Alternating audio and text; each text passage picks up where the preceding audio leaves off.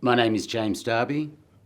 I'm a political campaign organiser and I've done it all my life. I've made it my life's work to a large extent. What I'm going to do today is I'm going to explain to you as quickly as I can how to vote and how to value your vote for freedom.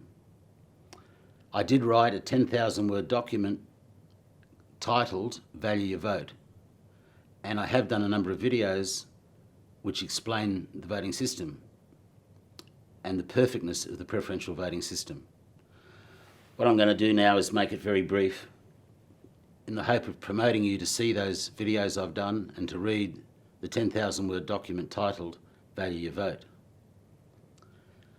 The very best system of voting in the world is called the exhaustive voting system.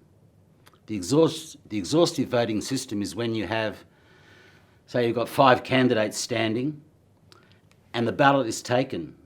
The candidate with the lowest vote is excluded and a new ballot is taken. 4 candidates. The lowest candidate is excluded and now there's 3 candidates until you get down to 2 candidates and the one with the highest vote wins.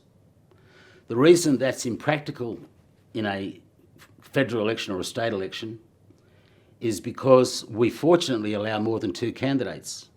And if there's 5 candidates standing in a federal seat or a state seat,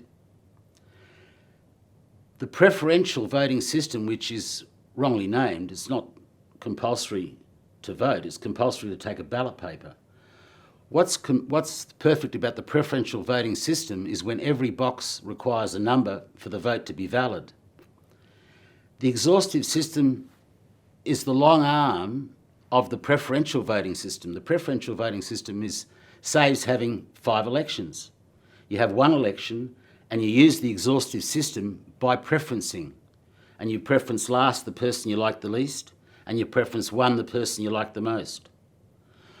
What's vital now in the coming federal election is to understand the power of your vote, and your vote doesn't die. It's called majority view democracy.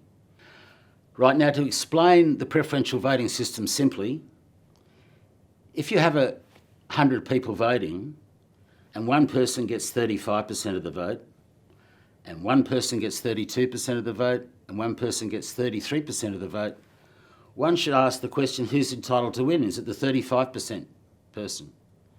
The trouble is, the 35% person wants to keep electoral funding.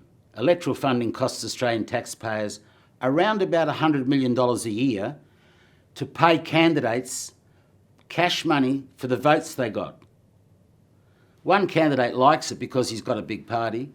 The other 2 candidates don't like it because they consider it a rob against taxpayers.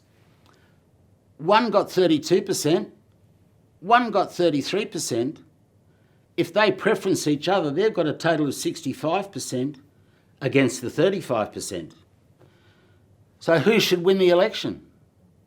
The 35% of the minority view or the 65% of the majority view?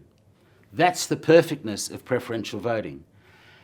And what's so important now in the fight for freedom that's taking place is that we ensure that the candidates who preference Greens last, Labor second last and Liberals third last all are voted for before the others who don't.